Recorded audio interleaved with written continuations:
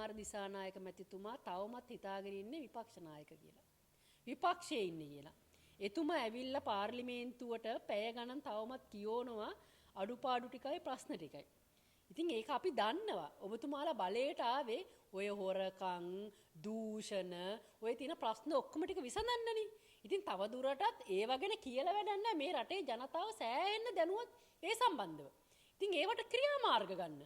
ඒ දූෂණ වලට, අයථා මුදල් හම්බ කිරිලි වලට, ඒ සියලු දේවල්ට ක්‍රියාමාර්ග ගන්න.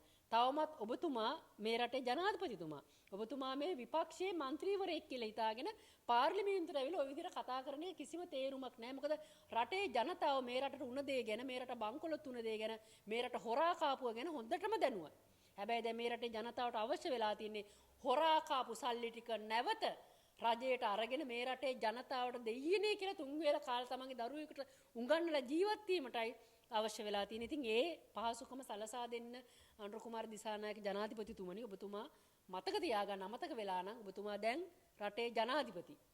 විධායක ජනාධිපතිතුමා ඔබතුමාට ලොකු බලයක් තියෙනවා. 159ක් ආණ්ඩුවේ තියෙනවා.